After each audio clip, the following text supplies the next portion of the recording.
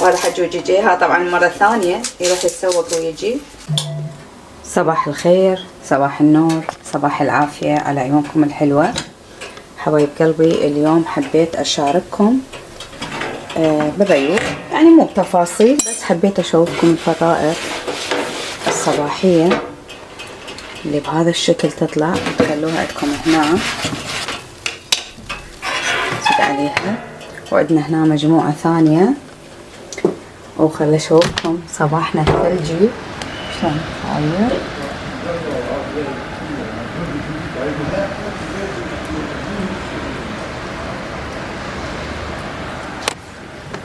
ونرجع نسد الشباك ونكمل احنا ريوقنا، وعلينا وعلى عيونكم ألف صحة وعافية.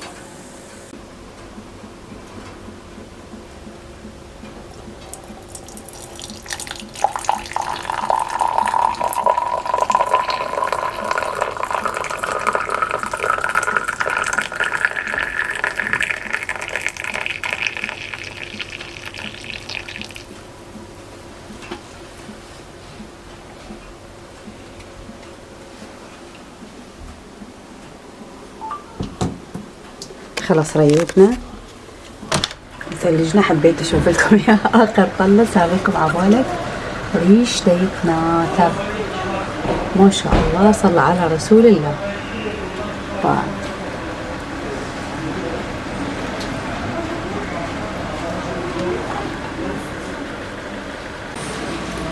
بقى هنا بنات، انا طبعا اكثر شيء انقهرت عليه بالثلج هو الالوفيرا اللي عندي، لانه كلش حملت خطية ثلج، بس حتى لو اوخره من عندها يعني هو الثلج مستمر، يعني دا ينزل ويوقف ينزل ويوقف هيك شيء. تشوفون هاي الشبكة اذا واضحة عندكم، هاي ابو صهيب خلانا اياها مثل بردة، جاب ليها حتى خلص من الطيور. وقبل شوي صورت لكم بقى الشمس ايش قد حلو لما تطلع من مكان عالي. بيتنا القديم كنت اصور يطلع كلش حلو بقى بنات. حتى هاي السنادين مالتي شوفوا دا يشوفون مثل ايش قد طاب بالبالكون. حتى القنفه اللي يقعد عليها ابو صهيب يشرب جقاير خطيه كلها رايعه مدروسه ترى. وهسه طبعا صار بيها هواء فصار جليدي، يعني الناس اكثرها دا تتعثر وهي تمشي بقى. حتى المرمر مالتنا، حتى الحبل، كله ما شاء الله، يعني الدنيا حيل صايره هيجي. بس صراحه انا ما احب الثلج امانه، يعني كلش ما احب الثلج. هواي ناس يحبوه واولهم بنتي تموت على الثلج بقى هذول على هاي السقيفه مالت البالكون مالتهم شلون صايره.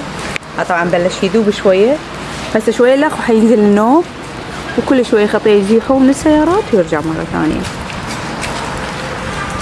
مرحبا حبايب، شلونكم؟ شو اخباركم؟ ان شاء الله يا ربي الكل بخير، وكل شوية أسلم عليكم وكل شوية أصبح عليكم.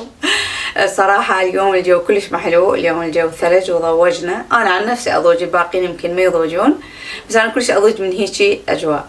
فهيجي جو شو يحتاج له؟ يحتاج له خبز حار ودولمة. اليوم اختاريت أسوي دولمة لأنه رمضان على الأبواب، الله يبلغنا وإياكم. إن شاء الله يا ربي أسوي اليوم الدولمة. فلأنه اليوم باردة فقررت أنه أسوي دولمة وأسوي إياها خبز الحار. بالبداية حضرت عندي الجدر، خليت بيه هاي العضود، وغسلت عندي السلق وخليتها على جهة، وثرمت اللحم وهمين خليتها على جهة. وهسه طلعت هنا عندي هذا المعدنوس حغس له شنو.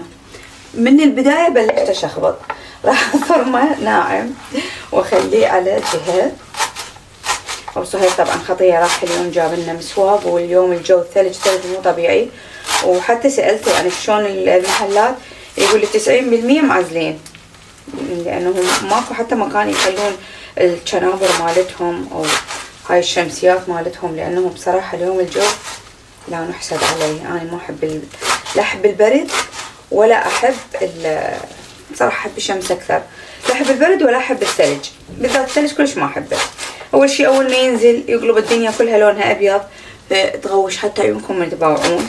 اثنين، من يبدي شوية يذوب أو يوقف بعد ما ينزل ثلج، المكان اللي ينداس يصير مثل الجليد. يعني إذا أحد يمشي بالشارع أو السيارات كلها يصير، يعني سيارات يصير بها انزلاق، مو انزلاق بالفقرات، ولا الناس يوقعون بيصير عندهم انزلاق بسبب الوقعة.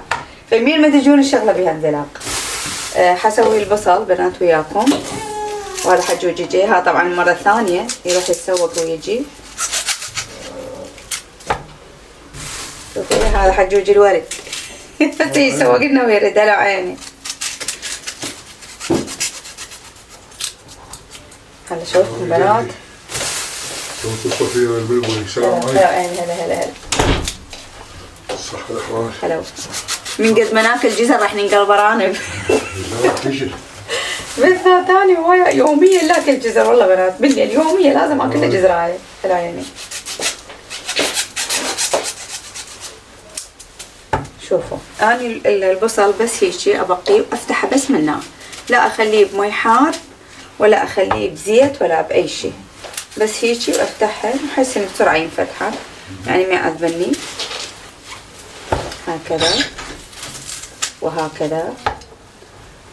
هنا عندي هذه العلاقة اللي كان بيها البصل، راح ابدي انظف بعدين اغسله، ماكو اي مشكلة بعد ما اقشره.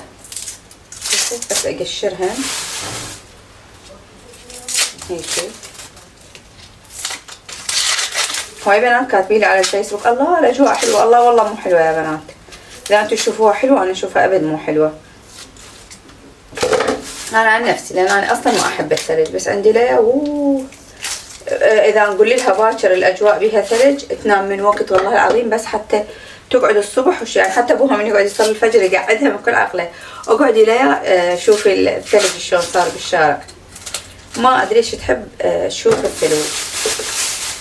وداودي حياتي مريض لانه يطلع للجيم بالليل، يعني هذا الوقت اللي عنده، ومن اجى هاي اول البارحه اجى منقع كانت الدنيا تمطر قبل لا تنزل ثلج، حيل مطر قوي، واجى يعني شو اقول لكم ينقط مي هالقد ما شبعان مطر، ومن النوع ما ياخذ الشمسيه، اني نقول له يقول انساها بالجيم، وثاني يوم مالي خلق اقوم ادور وين يعني على شمسيته.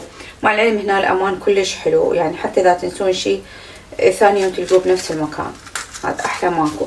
يعني مره طلعنا طلعه احنا واصدقاء ابو صهيب، وما رحنا بسيارتهم، هم عندهم سيارة بس قلنا لهم احنا ما عندنا سيارة، فخلوا نروح بالترامفاي بالمحطة، ونزلنا على اساس اول مرة ننزل بروتانا اللي احنا قلت لكم متعودين عليها. هو احنا نزلنا مو ما نزلنا، يعني نزلنا بيها شوية وهاي، بس بعدين قلنا لهم بما ان الجو حلو ما شاء الله كانت صيف تروحون للبحر، قالوا يلا خلينا نروح للبحر. فايش سوينا؟ اخذناهم وطلعنا بالترامفاي، ابو صهيب بالمحطة نسى التليفون مالته على المصاطب، فهيك وصلنا يعني المكان اللي احنا نريده وقعدنا وهاي، ما ادري على شنو قلنا له بالله شو تليفونك؟ كان يقول اوه تليفوني ماكو، فقال ماكو، انا يقول انا من شربت جقاير، نسيته هو الجقاير بالمحطة. فرجع عليهن، احنا بالطريق خابرنا قلنا خلينا نجرب نخابر بالله نشوف احد يرد علينا. فرد علينا خطية الولد اللي يم التليفون، قال أنا باقي أنا وزوجتي أنتظر لحد ما تجون تاخذون التليفون بسببكم أنا تأخرت. يعني طبعا كلش ممنونين من عنده، هو تركي أكيد هسه ما راح يشوف الفيديو مالتي، بس يعني ما يخالف الامتنان من الشخص حتى لو ما يسمعنا، هذا شيء حلو. فبين ما وصل ابو صهيب احنا كنا يعني بقينا نحكي وياه لحد ما وصل، قال لذولي أهلك دا يحجون وياي وهذا تليفونك، ومرة ثانية لا تنساه لأنه مو كل واحد راح يضل ينتظرك، ممكن ياخذه ويروح وبعدين أنت تظل تدور له. يعني هم يشوفوا حتى إذا ياخذوه وتخابروهم مثلا تقول لهم يابا هذا التليفون مالتنا، كلش عادي يقول لك مثلا أنا بيت بفلان مكان تعالوا خذه. يعني هذا أحلى ما بالموضوع، كلش أحب الأمانة بصراحة. وحتى من شقة بالمنطقة الفوق مرة غسلنا القنفات وغسلت البردات والشغلات كلها، فخليتهم وين؟ انا كانت شختي ارضي خليتهم برا يعني بالشارع ويا الحافه مال بيتنا. فجت جيراني عراقيه كانت توها جايه تركيا، كانت تقول عيني لا تخلين غراضك هنا. قلت لها ليش؟ كانت تقول اكو واحد يخلي هاي القنفات الحلوه هيك بالشارع، عيني هسه يبوقوهن. قلت لها لا حبيبتي اطمئني ما يبوقوهن، روحي ونامي رغد ما حد يبوقها. ها كانت غاسله زوالي مسويت لكم اياها فد مره. فبقى 3 ايام انا كنت بوقتها اشتغل اذا تتذكرون بالخياطه، فاطلع من الصبح ما اجي للسبعة بالليل لبيتي، وصاير كان بالشغل، فمن نرجع يعني هو كل شيء على حطة ايدينا. بقى تقريبا 3 أيام وشلت لأن كان بوقتها صيف. شوفوا بنات ولا وحدة كسرت عندي ولا وحدة خربت عندي وكلش سهل تفرغوهن ويطلع عندكم بهذا الشكل. هذا طبعا يحتاجن غسل، حروح اغسلهن واحضر التمن وهاي الحبشكلات وارجع لكم. بس حبيت اشوفكم هذا منظر الثلج. هم تحبون تشوفون هيك منظر وانتم بدأ تشتغلون؟ تشوفون بنات؟ انا عن نفسي ما احب، انتم حفظتوا بعد هذا الشيء ما يحتاج كل شوي اقول لكم، بس انا عن نفسي ما احب يعني تحسون عبالك ريش متناثر ما شاء الله بقى. ما اعرف اذا حيبين عندكم او لا، بس باعوا لي فوق البنايات شلون ينزل هيك. تشوفون حبيباتي؟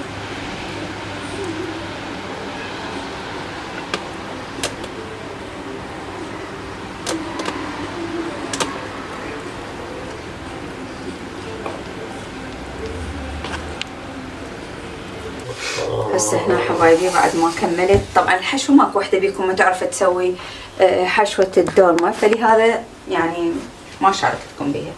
لحم ثرمته بايدي وشغلات كلها بايدي تقريبا. السلام عليكم. هلا هلا هلا هلا. مو باردة والله انت شو تشوف؟ حار اصلا حار. زين حاج انت تحب البرد لو الحار؟ لا انا احب البرد. انا احب الحر. والله انا احب البرد. والله الحر شمحلاته ظل الجسم مرن. لا انت روحي البصره وانا اروح الروسيا. وقت تتحرك براحتك، تروح تجي براحتك. روحي للبصره وانا اروح الروسيا. ليش البصره حاره حيل؟ البصره لو ما اجحري وتشاكيكت بهدوم. لا اذا تحبين الحر روحي للجنوب، انا اروح الروسيا. يعني قلت لك احب الحر بس مو لهالدرجه. تنازلت. لا والله من صدق انا احب الصيف. مو يعني الحر الحيل قوي، بس يعني احس بالصيف الواحد حركته تصير احسن يعني بكل شيء. قصدك النشاط والكذا. بالضبط. حتى الشغل يعني فرص العمل تلاقيها اكثر تصير بالصيف. صحيح الدنيا حارة بس فرص العمل تصير اكثر، يعني الناس تصير تطلع تروح تجي، تطلع على القرايب، تطلع خطار بمكان، تطلع انت بمتنزه. احنا نطلع كل شيء. لا هنا ولا هنا. بس كل شيء يصير يعني تحسونه بالصيف اكثر. ايه انا هون. ليش اساعدك؟ خش اساعدني حبيبي. ابد والله. واذا كملت واذا كملت تساعدني بالاكل. لا اليوم والله كمريل ما اقدر اكل. لا تاكل كل شيء ما عليك. بصلايتين و4 سدات. 5 6 فلفوله وطماطم بس. اليوم ردت الجيران هاي نزلوا ويانا جدة اتراك. خطيه هي كل ما تسوي شيء تدزلي. ما اعرف يعني هاي اول جار تركي بهاي عمارتي يسويها، انه الماعون مالتهم يعني مدى يروح من شغل هذا الضوء. طفيه حج يمكن انا شغلته مو؟ يا انا جيت لقيتها مشتغل. هيك احسن. يا احسن. هيك انت عندك مو احسن بس انا عندي احسن، لانه الضوء فوق قايد. احنا القوه نشاف بنت الحلال. المهم القلوب بيضاء. هواية ناس تلاقيهم وجوههم بيض، شكلهم حلو. وتلاقيهم من واحد يشوفهم يقول واو ما شاء الله على هالخلقة، بس هم من الداخل لا خلقة ولا اخلاق. واكو ناس يعني تلاقي الشكل مالته مو حلو بس اخلاقه تعادل 1000 واحد حلو او وحده. بس ترى ما نقصد احد. لا تروح تحطوا لي بالتعليق فلان فلتان وتشتغلون هاي الموسيقى. هاي الناس كلها تقولها يعني مو اني بس داود ما عندنا حد اليوم. اقصد على داود. يلا شو تشوفين هيك احسن حياتي. هيك احسن. لا انت عندك نوع انا عندي مو نوع. يا لو تشوفون اريد اتعلم على اساس انجليزي ويا هديه يموتون علي من الضحك. قلت لها انا على الحكي 10 15 20 سنه تلاقيني بعد ما متعلمه.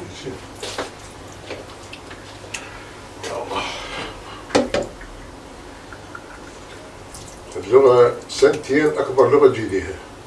سنتين؟ اي اكبر لغه تجيديها.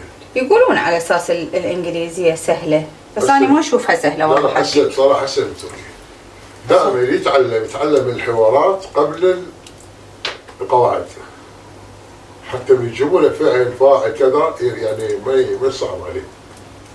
ما ادري بس انا احسها صعبه، يعني انا احسها صعبه، حتى التركيه احسها صعبه يعني. صعبه التركيه صعبه لان خليط، لغتهم خليط. اي بفارسي وبانجليزي وبعربي، الكل كلمه عربي. اي بس هم صعب يعني، تجي عليه هم صعب. لا الانجليزي سهل. هنا اول ما جينا ايش قد حلو يا تركي لي شو قال لك مرحبا، يعني اي الله مرحبا يعني مرحبا، هاي جريناها عرفناها. بعد شنو انا اول كلمه تعلمتها النمضم، يعني ما دا افتهم. يا هلا شوف يحكوا حتى لو افتهم عليه اقول النمضم. وهسه لا هسه فضل الله واحد. يا اي وين صار لنا كم سنه، يعني مو بالسهوله. وهم بعدني دا يرطنون على السريع، والله ما افتهم عليهم حيل. اي امانه الله يعني. تختلف وكل لغه تختلف. ايه دا يرطنون الاتراك على السريع، والله اصفن القطله 2 3 والباقه تيها.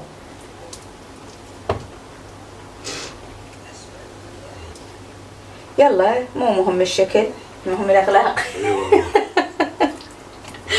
هاي دائما المقوله اقولها لهدوله، دائما من تشوفني شغله اقولها مو مهم الشكل يا عزيزتي، المهم الاخلاق. الاخلاق تنبت كالنبات اذا سقيت بماء المكرمات. حديث سيدنا الرسول صلى الله عليه وسلم عليه الصلاه والسلام. اجى قريش ما قال لهم هذا الاسلام وتعالوا، لا قال انما اتيت لاتمم مكارم الاخلاق. بالضبط. يعني العرب عندهم اخلاق وتممها الدين. صحيح عندنا من ينحرف الى بس تالي يرجع. اي صحيح. هاي فترة مراهقة، فترة الشباب نقول عليها. بس شلون اذا الشايب يعني.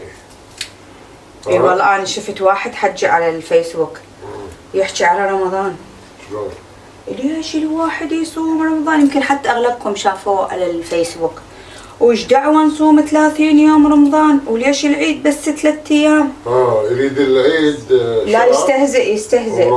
ورجال كبير غير رجال كبير. لا مو والله مو ابو مناظر. لا والله مو ابو مناظر، والله يستهزئ يقول شنو ينفرض علينا هذا الشيء. تدري ليش؟ اي احنا ما عندنا القرار بالدستور يجرم اللي يسب ويغلط ويكفر. اي والله. هي هاي المشكلة. هي هنا هسه خلي يسب عنصر من عناصر الحكومة راسا تطبق الدولة بتاخذه. اي والله صحيح. بس اللي يحكي على الصلاة، يحكي على الصوم، يحكي على الانبياء، يحكي على الصالحين، ما حد بحاله. وعلني يحكي خلي بالك. اي هو انا شفته، قلت لك انا شفته على الفيسبوك، يمكن المفروض حتى اغلب الناس يقولوا له انه الصيام ركن. ركن من اركان العفو.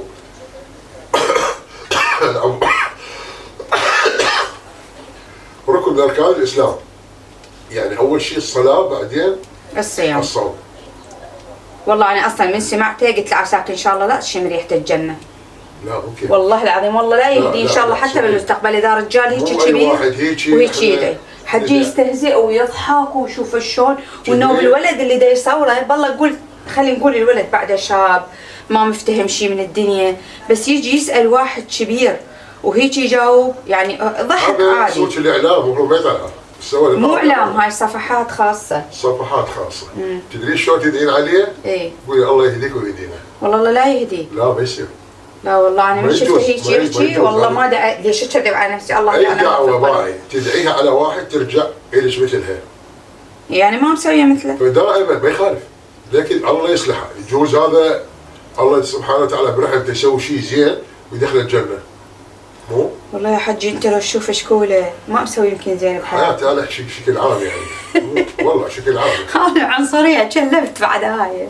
انه بالثلج اباوع من هسه باوع الكاميرا عليكم، اباوع على الثلج من هناك تنغبط روحي. من اشوف هيك الدنيا بيضة.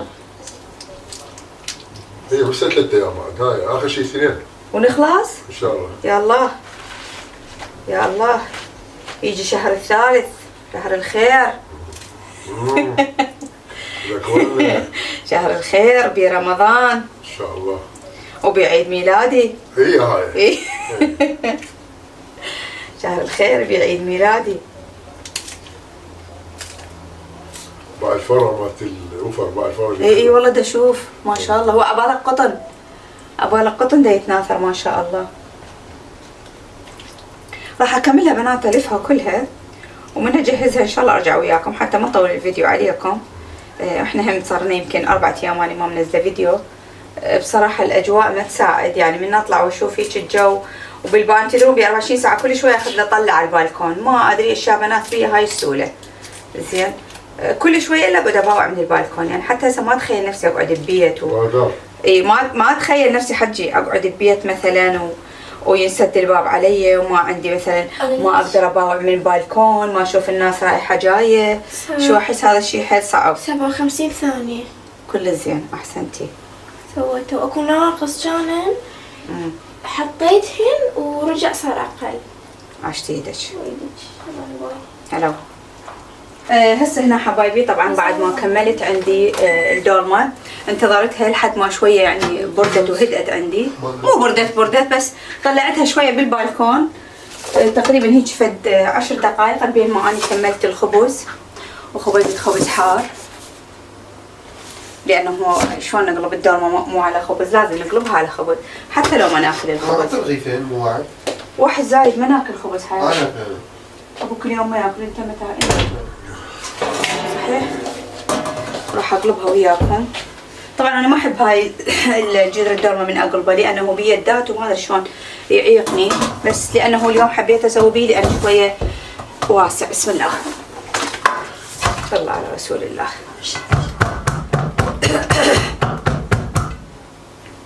ها هي زردومي رجع يا بنات، رجعت هاسطة قلت الاتراك. بسم الله الرحمن الرحيم. الله على محمد وآل محمد. شوفوا شلون يطلع جدر. اذا ما بي هاي اللجعة ما طيب، فراح اشيل عمود البخار نخلص من عنده.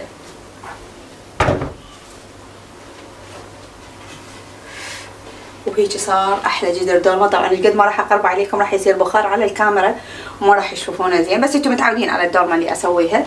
صارت عندنا بهذا الشكل. وبس يا حلوين شاركتكم بروتيني لهذا اليوم. شكرا لكم، شكرا متابعتكم الحلوه، ورب ان شاء الله يحفظ الجميع. ولا تنسون تسووا لايك وشير للفيديو وتروحون على قناتي الثانيه اسم القناه مطبخ ام صهيب، راح تلاقون الرابط مالتها صندوق الوصف وباول تعليق مثبت. شكرا لكم لمتابعتكم والهالمهم ما ادري شكرا لكم لمتابعتكم الحلوه ومع السلامه. بقى هنا حبايبي ليوقه هذه صديقتها نزلنا بس حتى يلعبن بالثلج. كده اخرج صورة.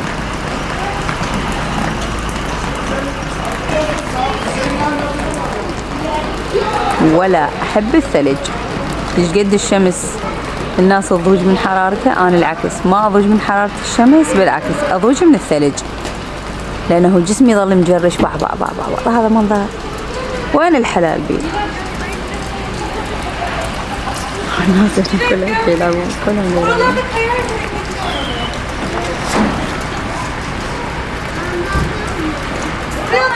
افندم سارة